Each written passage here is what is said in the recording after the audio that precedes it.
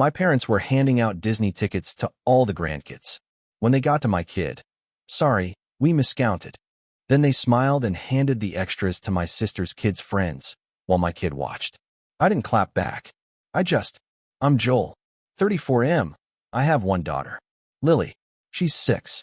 And before I tell you about the Disney tickets, I need to tell you about the 6 years that came before them, because the tickets weren't the beginning. They were the receipt. The final line item on a bill that had been accumulating since the day Lily was born, and nobody was counting it except me. My sister Megan has 3 kids. Madison is 8. The twins, Chloe and Emma, are 6. Same age as Lily. Remember that. Same age. My parents, Donna and Phil, have 7 grandchildren total across the whole family. 7. And in the 6 years since Lily was born, the distribution of love and attention and money and time across those 7 grandchildren has been so uneven that if you graphed it, the line wouldn't slope, it would cliff. My parents take Megan's 3 kids on annual summer trips. Every year. Lake House, Beach Week, Mountain Cabin. Last year it was a week in the Outer Banks, rental house on the water, 5 bedrooms, the whole production. Lily has never been invited. Not once.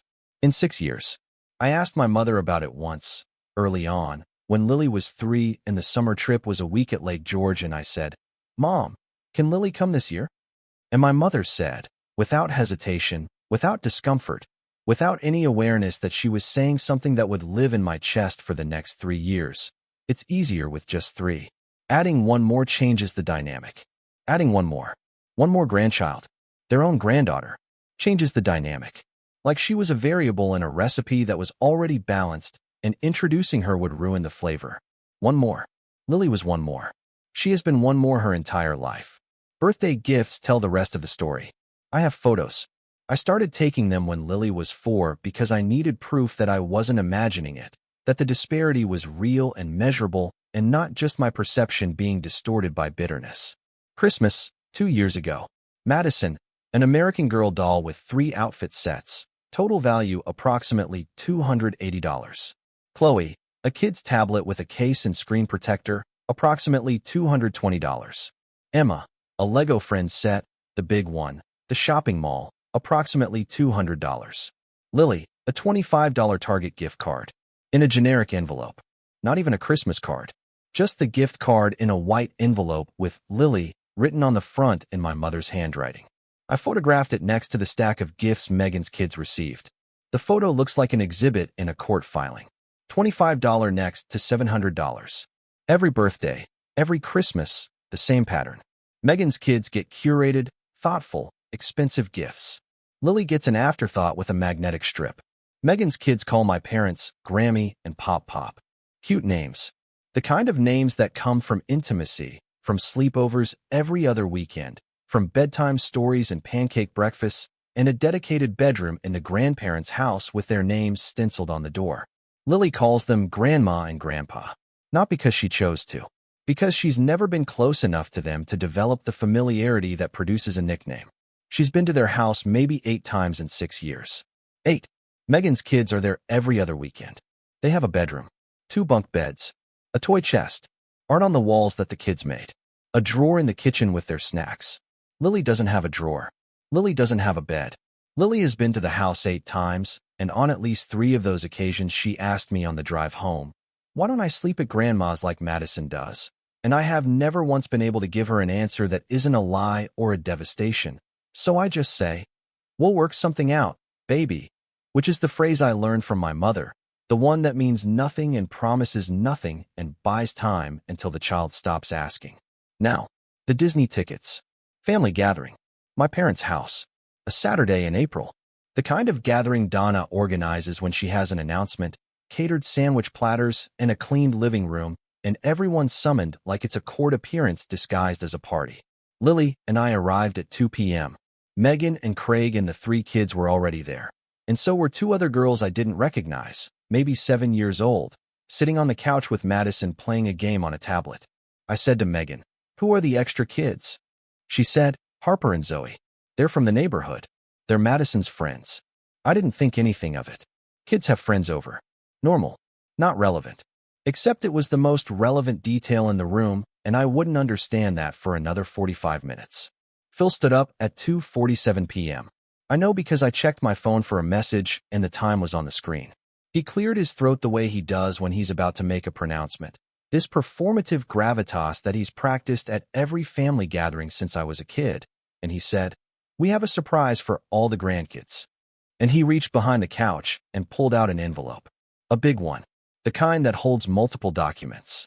And he opened it and started pulling out Disney World tickets, one by one, holding them up like prizes. "Madison!" Madison screamed, ran up, took the ticket. "Chloe!" Scream, "Ticket!" "Emma!" Scream, "Ticket!" He worked through the other grandkids, my cousin's 2 children who were also there. Each one got a ticket. Each one screamed. The room was chaos and joy and the particular electric energy of children finding out they're going to the most magical place on earth. Lily was bouncing, standing next to me, bouncing on the balls of her feet, hands clasped together in front of her chest, eyes wide, watching the stack of tickets get smaller, waiting for her name, waiting for Lily, from Pop Pop's mouth. And the bouncing was accelerating as each ticket was given out because the stack was getting smaller, which meant she was getting closer, and I could feel the anticipation radiating off her like heat. And I was smiling because this was about to be the best Saturday of her life. Phil got to the last section of the stack. He looked down. He looked at Lily. And he said, "Sorry, sweetheart. We miscounted." He said it softly, almost gently, like he was delivering bad news to a patient. "Sorry, sweetheart. We miscounted." And Lily's hands unclasped, slowly, like they were being opened by someone else. They dropped to her sides. The bouncing stopped. The light in her face, that particular incandescent 6-year-old light that exists nowhere else in the universe except in the face of a child who is about to receive something wonderful, went out. Not gradually, like a switch, on then off. She stood perfectly still while around her the other children screamed and jumped and waved their tickets like flags. And then Donna reached into her purse and pulled out 2 more tickets. 2 more tickets. And she walked over to Harper and Zoe, the 2 neighborhood girls, Madison's friends, children who are not grandchildren, who are not family, who share 0 DNA with my parents. And she handed each of them a ticket and said, with a smile, "We thought it would be fun for Madison and Chloe to have buddies on the trip." Buddies. My parents bought tickets for my sister's kids' friends. They budgeted for buddies. They planned for playmates. And the cost of providing those buddies was my daughter's inclusion. The math is simple. 9 tickets, 7 grandchildren, 2 friends, 0 for Lily. This wasn't a miscount. Mom bought exactly the right number -1 for my daughter plus 2 for strangers. The friends were invited to the gathering specifically to receive the tickets. This was architecture. Planned. Deliberate. Engineered. My daughter wasn't forgotten. She was excluded. There's a difference. Forgetting is accidental. Excluding is a decision. And my mother made it weeks before this gathering. I put my hand on Lily's shoulder. I could feel her body vibrating. Not from excitement. From the effort of not crying.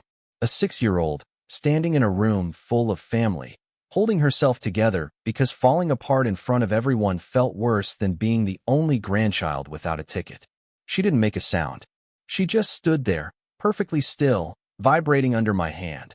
While Harper and Zoe screamed and jumped and hugged Madison, and the room erupted and not one person, not one, looked at my daughter. I looked at the room. I scanned it the way I scan rooms now, looking for an ally and knowing I won't find one.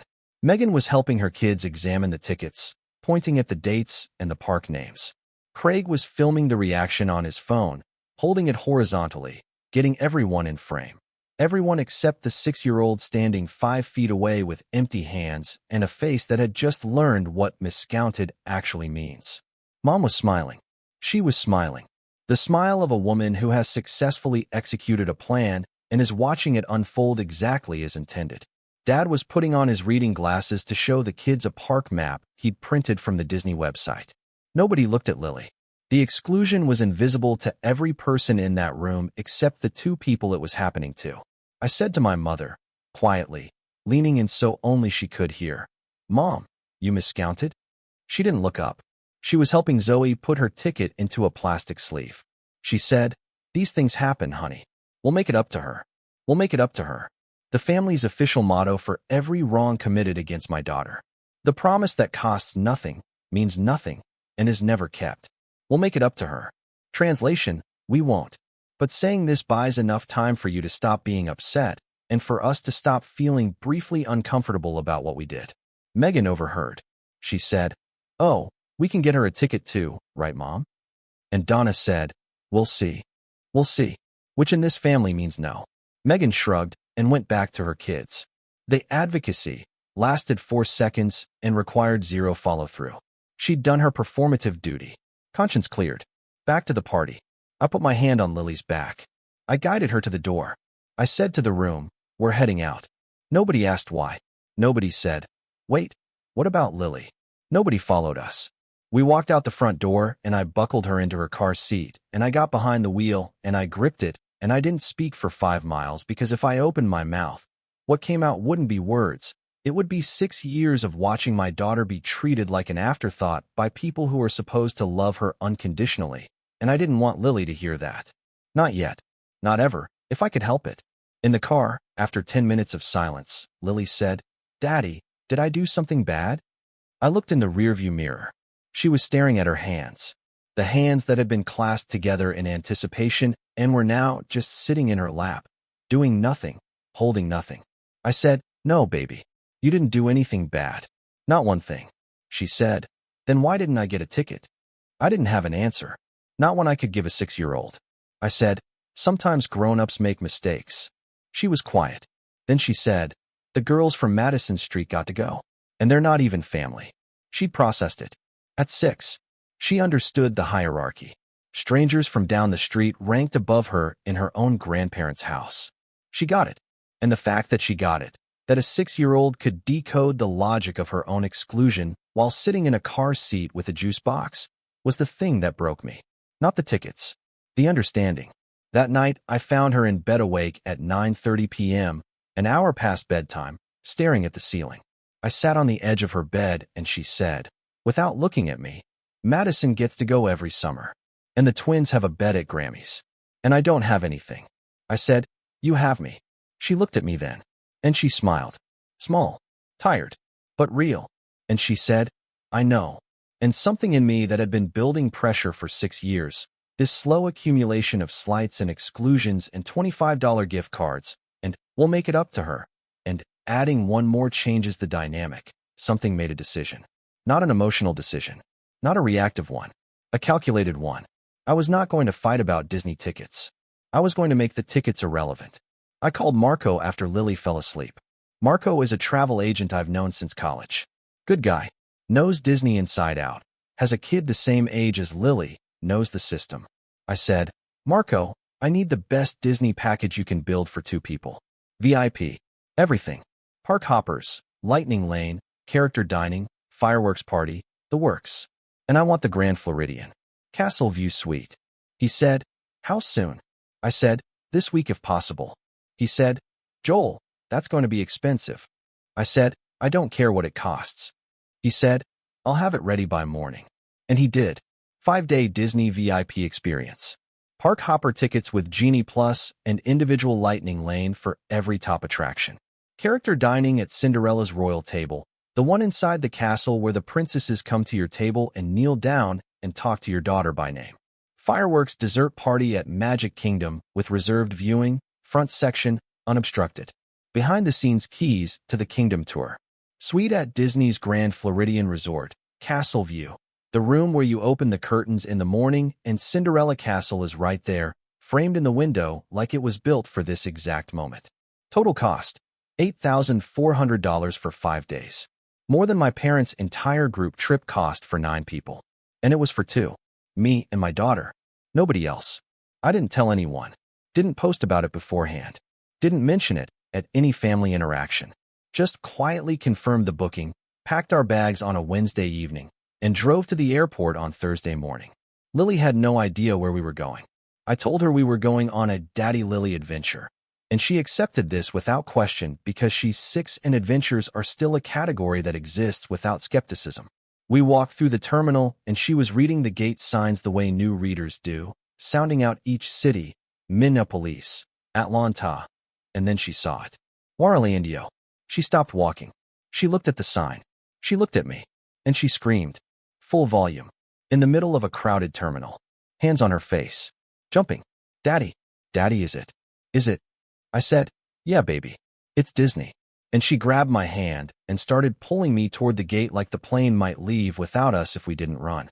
The trip was everything. Not everything as a figure of speech. Everything as a literal, itemized, hour-by-hour inventory of joy that I watched compile in real time across my daughter's face for 5 consecutive days. Day 1. Character breakfast at the royal table, inside the castle.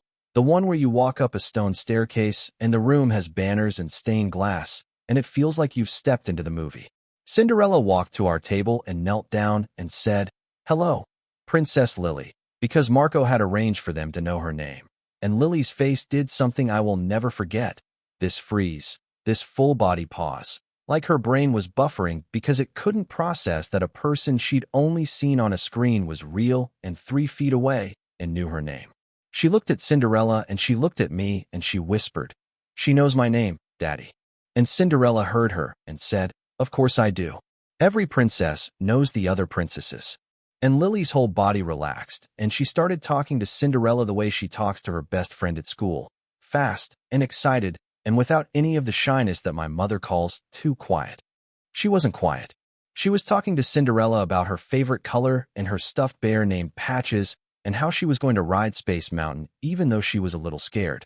She wasn't too quiet. She was just waiting for someone to listen. Lightning Lane, where we walked past hour-long lines, and Lily said, "Why don't we have to wait?" And I said, "Because today is our day," and she accepted that like it was the most natural explanation in the world, because to a 6-year-old, our day is a complete and sufficient justification for anything. Behind-the-scenes keys to the Kingdom tour, where a cast member named Derek showed her how the fireworks are loaded and sequenced, and she asked 17 questions. I counted, including, what happens if it rains? And do the fireworks know when to go? And can I push the button? And Derek looked at me and said, "She's going to be an engineer." She rode every ride. Every single one she was tall enough for. Splash Mountain, twice. Pirates of the Caribbean, 3 times.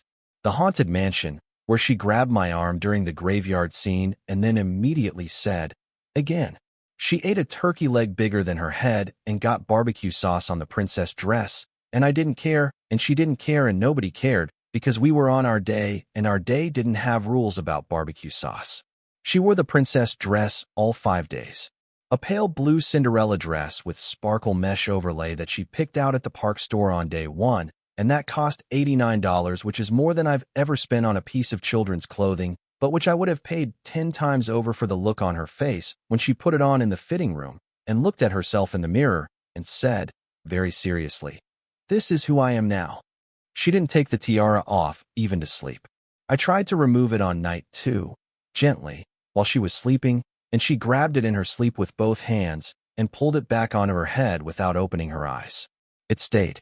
Every night, every nap, every pool visit where she wore it with her swimsuit. The tiara was non-negotiable. Last night, fireworks dessert party. Reserved seats, front section, unobstructed view. Lily was sitting next to me with a plate of chocolate-covered strawberries and a cup of hot cocoa, and the castle was lit up in front of us. And the first firework went up and she gasped. This involuntary full-body gasp. And then the show started and the music swelled and the sky exploded and she looked at me and she said, "This is the best day of my whole life, Daddy." And I looked at her face lit up by the fireworks, the tiara slightly crooked, chocolate on the corner of her mouth, her eyes reflecting the light. And I thought about a living room 3 days ago where she stood with empty hands while strangers received what should have been hers. And I took out my phone and I photographed the moment. Her face, the fireworks, the castle, the tiara, the chocolate, the best day of her whole life. That photo becomes important in about 18 hours. I posted one photo on Instagram the next afternoon. Just one. Lily in front of Cinderella Castle. Princess dress. Tiara. The biggest smile I've ever seen on her face. Bigger than Christmas. Bigger than birthdays. Bigger than anything the $25 gift cards ever produced. Caption. She counted. We didn't miscount. 7 words. No explanation. No tagging. No elaboration. No essay. Just the photo, the castle, the smile, and 7 words that took a family's favorite excuse and turned it into a mirror. The post went off. Not viral in the internet sense. Viral in the family sense. which is worse because the audience is small and the stakes are personal, and everyone who sees it knows exactly what it means. Family saw it. Friends saw it. People who were at the gathering when the tickets were handed out saw it. Everyone understood the reference. Miscounted was now a word that hung in the family's vocabulary like a stain, and she counted was the bleach. Within 3 hours, the post had 87 likes and 31 comments, and my mother had entered the chat. Mom commented, "Beautiful. Wish we could have all gone together. Beautiful. Wish we could have all gone together." Like she hadn't personally engineered the reason we weren't together. And then someone replied, a family friend named Carol who had been at the gathering and who had watched the tickets get distributed and who apparently had been sitting on this for 3 days waiting for an opportunity to say something. Carol wrote, "Weren't you the ones who ran out of tickets for her?" And someone replied to Carol. Then someone else. Then someone else. The comment section turned into a courtroom. People were asking questions. People were doing math. 9 tickets, 7 grandchildren, 2 friends. Where does that leave Lily? Mom deleted her comment. But screenshots exist. They always exist. Carol had already screenshot the whole thread and sent it to 4 people. By evening, the comment section was gone, but the receipts were everywhere. Mom called me that night. 8:47 p.m. Furious in the way Donna gets furious, which is not loud but cold, the kind of cold that's supposed to make you feel like a child who's been caught doing something wrong. She said, "You did this to embarrass us." I said, "I did this for my daughter.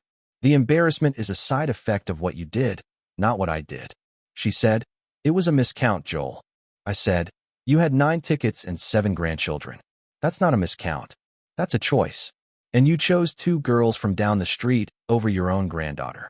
She said, "Harper and Zoe are Madison's best friends." I said, "Lily is your grandchild. She's not a friend. She's not a neighbor. She's your blood. And you miscounted her right out of the family, while 2 7-year-olds who call you Mrs. Davis got to scream and jump." She didn't have a response to that. Because the math was right, and the math is the one thing Donna can't argue with, because Donna's whole defense is these things happen, and these things don't happen accidentally to the same child for 6 years. Megan called the next day. Tried to minimize it the way Megan always minimizes it. This gentle, smoothing overtone that sounds like concern but functions as containment. She said, "It wasn't that serious. The girls were already coming to the gathering. Mom just thought it would be nice for Madison to have friends on the trip." I said, "It would have been nice to include your niece, Megan. Your 6-year-old niece who stood in that living room with empty hands while your kids and their friends from down the street screamed and jumped. But you didn't think of that. Nobody did. Because nobody ever thinks of Lily." Megan was quiet. Then she said, "I didn't realize it was that bad." I said, "That's because you've never been on this side of it." Dad called 2 days later.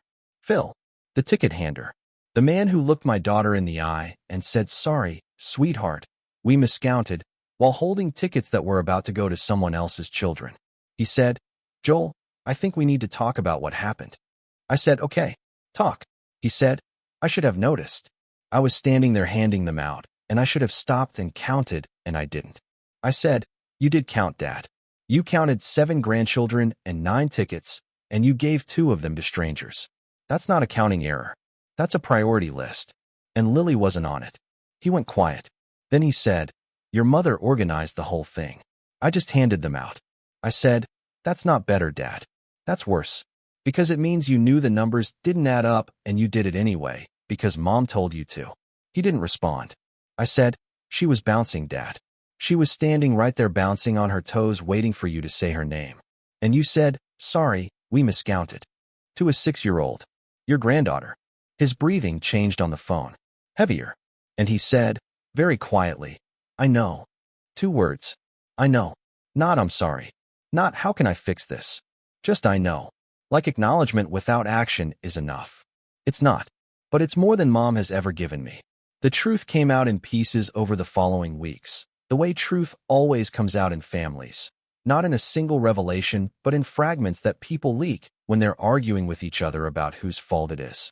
My cousin Janelle called me and said she'd heard from Megan's husband Craig, who was telling people that the whole thing was Donna's idea, that Craig had told Megan it was wrong and Megan had said Mom's handling it. And through Craig, the Rayall story surfaced. The miscount wasn't a miscount. It was my mother's plan. Donna specifically told Megan to invite Harper and Zoe to the gathering so the tickets would work out without Lily. She didn't want Lily on the trip.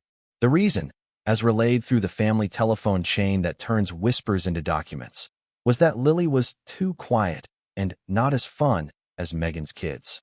Not as fun. My mother excluded a 6-year-old from a Disney trip because her personality wasn't entertaining enough.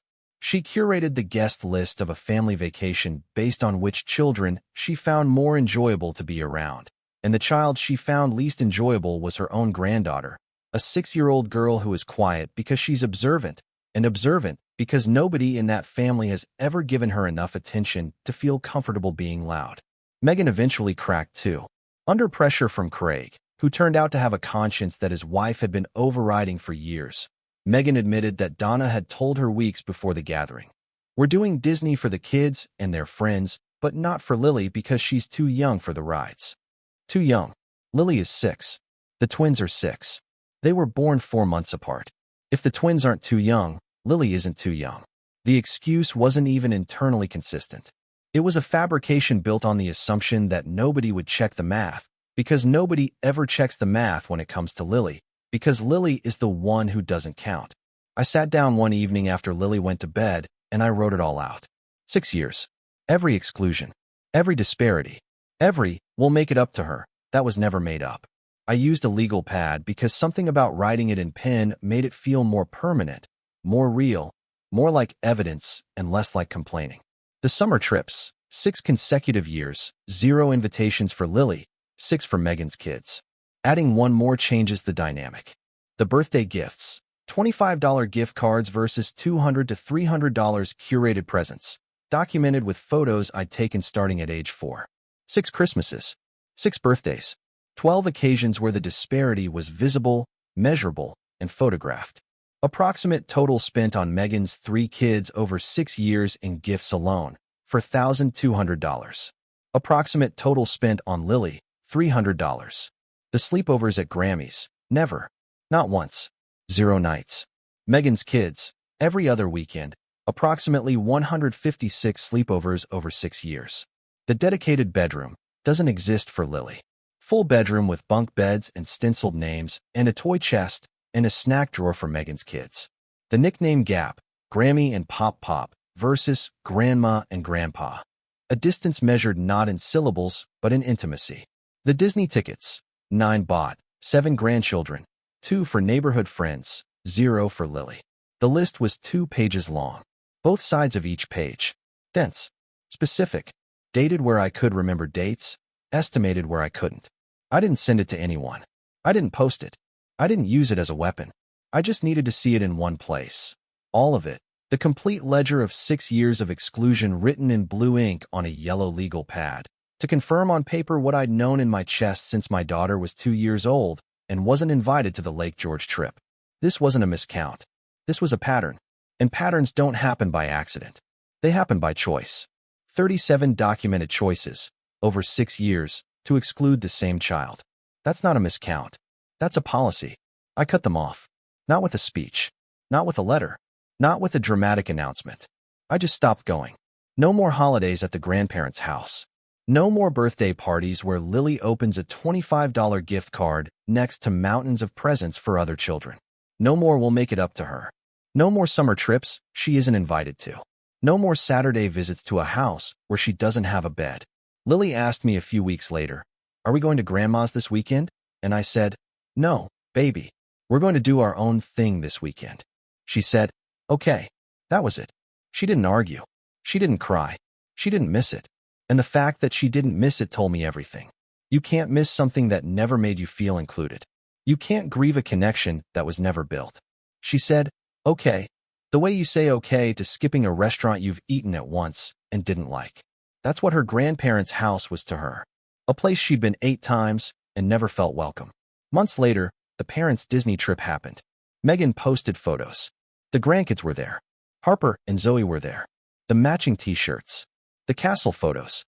The group shot on Main Street with everyone smiling and holding Mickey ears. And Lily wasn't in it.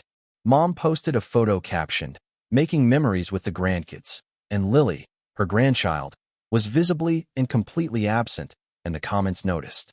Someone wrote, "Where's Lily?" Mom didn't reply. Someone else wrote, "Isn't there another grandchild?" Mom didn't reply. A third person, someone I don't even know, wrote, "The one you miscounted?" And I don't know how they knew, but the internet has a longer memory than my mother would like, and screenshots from my post were still circulating, and the word miscounted had become a verb in our family's public vocabulary that meant deliberately excluded. Mom didn't reply to any of them. She turned off comments on the post. But the absence spoke for itself. 7 grandchildren. 6 in the photo. 1 missing. And everyone who looked at that photo could count. The fireworks photo is framed. It hangs in the hallway between Lily's bedroom and the kitchen. Her face lit up by the explosions. Tiara slightly crooked because it's always slightly crooked because she refuses to adjust it, and I refuse to make her. Chocolate on the corner of her mouth. Eyes reflecting the light. Mouth open in the particular shape of wonder that only exists on the faces of children who are seeing something for the first time and believing it completely. She passes it every morning on the way to breakfast. Sometimes she stops and looks at it. Sometimes she points at it and says, "That's my castle, Daddy." Not the castle. My castle. Possessive. Owned. Claimed. A 6-year-old girl who was told she was miscounted looked at Cinderella Castle and said, "Mine." And I think that is the most important word she has ever spoken, because it means she knows she deserves things. She knows she is worth the $8,400 and the lightning lane and the princess dress and the hot cocoa and the front row seat. She knows she counts even when other people's math says she doesn't. My castle. Yeah, baby. It is. Because I made sure of it. And nobody miscounted. If you made it this far, thank you for listening.